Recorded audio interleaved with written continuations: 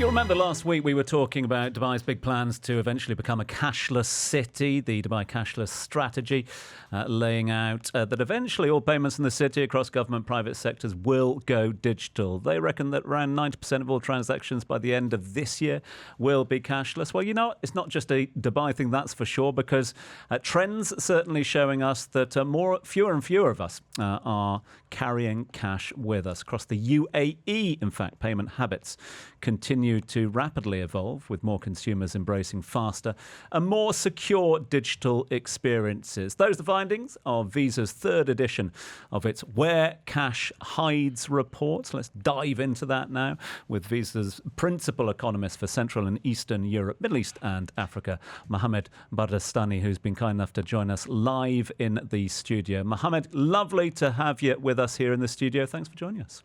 My pleasure, Tom.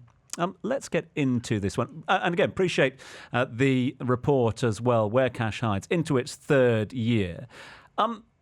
Fair to say that the appeal for carrying cash and using cash is decreasing at the moment? 100%. And this is, as you laid out, it's in line with Dubai's cashless strategy, which aims to reach 90% digital payments by the end of this year.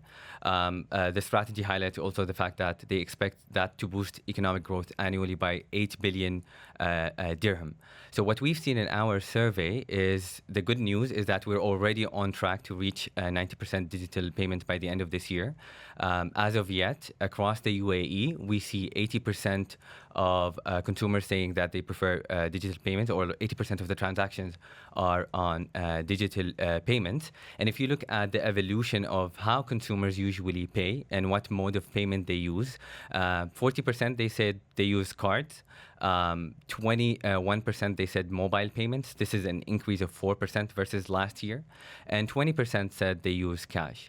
And one of the biggest drops in the study, or what highlighted in the study, is a drop in everyday cash. So think of things like, bill payment, or for taxis, or for transportation. We see significant drop by consumers in terms of payment for these things, and migrating to easier payment methods, be it through cards or mobile payments. That's interesting. I find that interesting because when you mention those day-to-day purchases, if you like, the everyday little walk-around cash, if you like, for, as you mentioned, things like taxi journeys. I mean, one thing that a lot of the elements you mentioned there, certainly taxi journeys and other costs, is how you tip a driver or how you pay a tip. Are we still using cash for tips or not? Yes. So one of the areas, there were a few areas where cash is still very much in use. Tips was the highest one.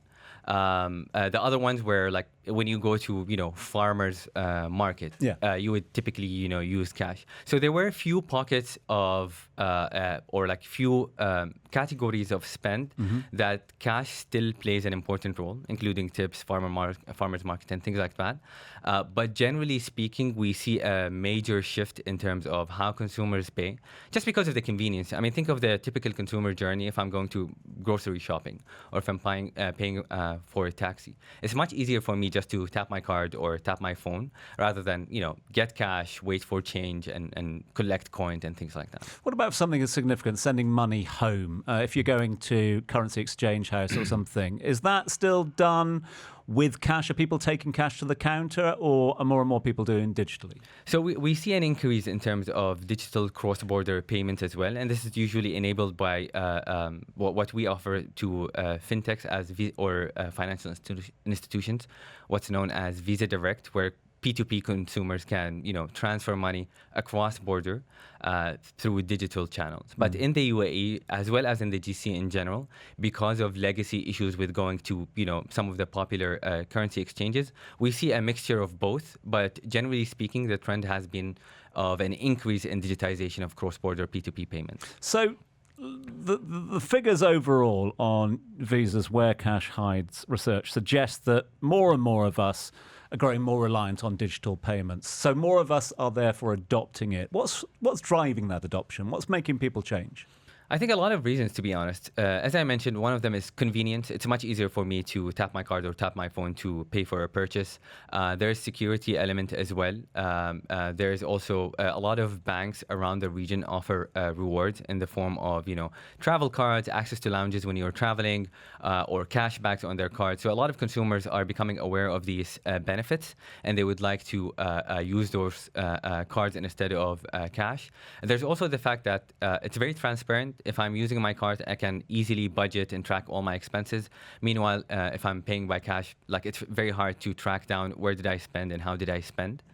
So I think all these factors from convenience, transparency, security, as well as rewards, overall support this digitization of payment and the fact that consumers enjoy this much more. That's a really good point. I hadn't thought about the rewards and the loyalty programs, getting your miles, getting your extra points as well. We're seeing more and more cards offering that, and that's obviously working with customers and clients. 100%. This is what we are seeing, and I think this is one factor or one key contributor to the rise of more credit card penetration, more card penetration in general in the markets. Because today, if I pay by cash, that's about it. But if I'm paying by card, especially those specialized cards, I can earn miles, I can access lounges when I'm traveling, I can earn cash back on certain purchases as a percentage of the total amount that I'm spending. So there's a lot of rewards that banks are offering that support this. I appreciate that, we focused here on UAE consumers, and I don't know if you've got the data or got the data, but are we using cards more abroad as well now? Because it used to be, didn't it?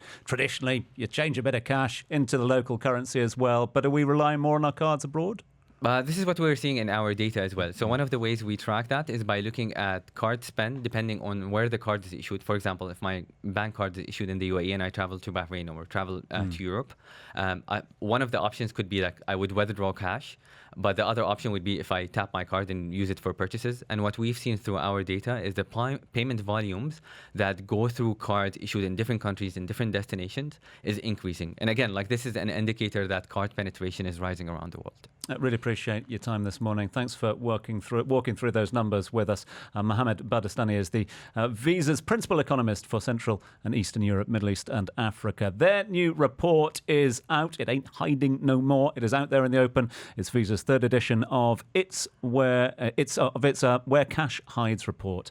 Mohamed, can't thank you enough. Good to catch up with you, and thanks very much indeed for joining us live in the studio. Thank you. My pleasure. It's the Business Breakfast.